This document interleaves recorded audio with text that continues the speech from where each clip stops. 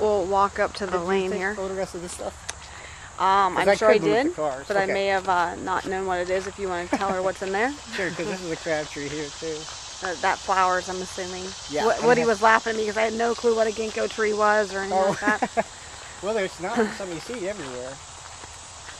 These are there's a lot of burning bushes. Enough of the burning bushes are starting to reseed themselves in the lane. So that's going to be really beautiful. There used to be roses, wild roses, or multiflora roses. That thing's pretty. Is that the burning bush? That's the burning bush. Yeah, it's starting to turn.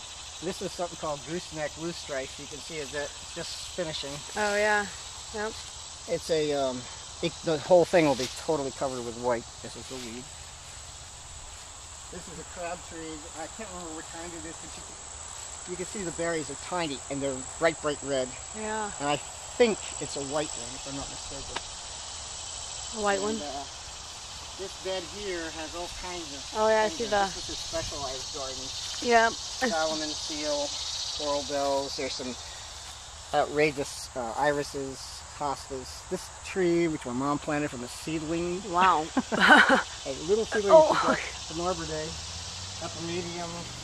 It's called Bishop's Hat. She used to plant all these, but I didn't, obviously, because I couldn't get out here to water, so I don't. But all this stuff in here, Solomon seal again. These are hellebores. There's a whole colony of hellebores on the other side. And is the hellebore flower? Hellebore is a perennial. A perennial? Okay, and flowers. Lenten rose. These three rhododendrons, they're small leaf rhododendrons. One's called an alga, and my grandma's name was Olga, so that's why she got it. Candy tuft, hostas. Hostas and rhododendron. I think she can hear you, but I want to make sure. These bloom purple and pink, and I've got photographs of them, and they're gorgeous. There's a lot of them too. That'd be pretty. There's a bunch of azaleas mixed in here too. There's one there, one here, one over there. Pyrus japonica. This is a bed. What was that back there? Oh, Pyrus japonica. Does it bloom? They call it lily of the valley shrub sometimes. Yeah, it blooms. You can see the little doodads hanging off it. Another azalea. And this whole bed is ostrich ferns, lily of the valley, and in the back you can just see it's just finished. Those tall things are daylilies. Oh yeah, yep. More hellebores here. And I know that coming up the lane, you have the pink flowers I asked about. Oh, the resurrection lilies. Those were gorgeous. A whole patch of them. Just finished. There are some outrageous. What side do you want to walk on, Jay? What's best? Left. Okay. Well, I don't know. What works for you? As far as just filming, so she can. Okay. Well, that's pretty. This thing hostas. here, this has got hostas, which are just now opening. It's got liriope, azalea, all kinds of bloomer things in there. That's a good thing. This is one of the quinces. There's like 5 quinces coming up the driveway. Okay. Every other dogwood there's a quince, and they're either red, white, or the cameo, which is like a salmon color. They bloom twice a year, and they do have quinces on them, fruit, which is like the size of a golf ball, about the consistency of one, and it has phenomenal fall color. This is the other burning bush that used to be just as big, but then this elderberry grew in there. So we have elderberries all over. Elderberries, huh? Out of nowhere. That's supposed to be good for you. Oh, I can tell these were what, irises? These are Siberian irises. Yeah, there's a bunch of them. They're really gorgeous. They're blue and white. Yuccas. Burning bush. There's hostas around the front. Right here, there's an alchemilla. It's a lady's mantle. Which probably would be happier in the shade, but he's out here.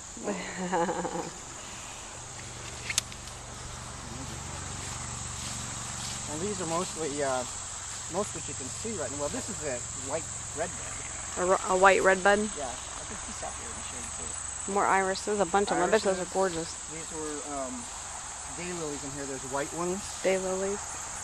And these are, it's called quaking oats. It's a ornamental grass. Yeah.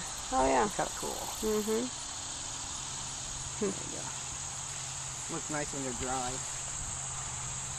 This was originally, there was a tree in there, and this has got blueberries, I'm sorry, blackberries and red raspberries in here. Oh yeah, they get kind of crazy. And evidently quaking oats now too. Jumping over. This is firewood. Yeah, firewood. Yeah, Woody and I laughed and said we would have a couple bonfires built in. Yeah.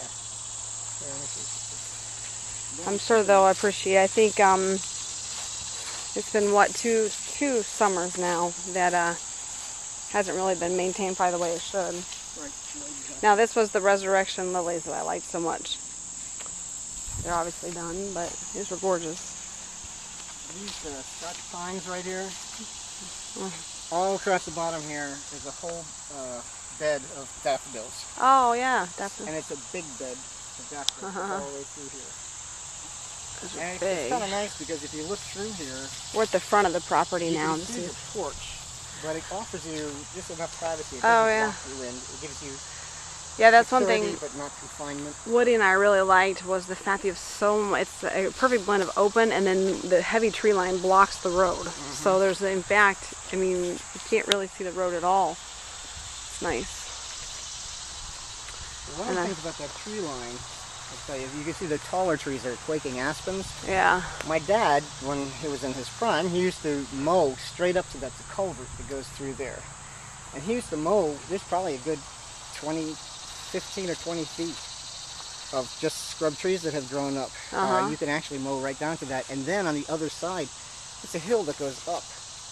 Oh, so you don't natural. Notice there's that much topography here, but it really is that it actually goes up to the road, and where those spruce trees are, there's a lot of undergrowth and trees that have grown in there that I'd love to clean up. But the Colorado blue spruces in Norway are huge out in front, and it's really beautiful.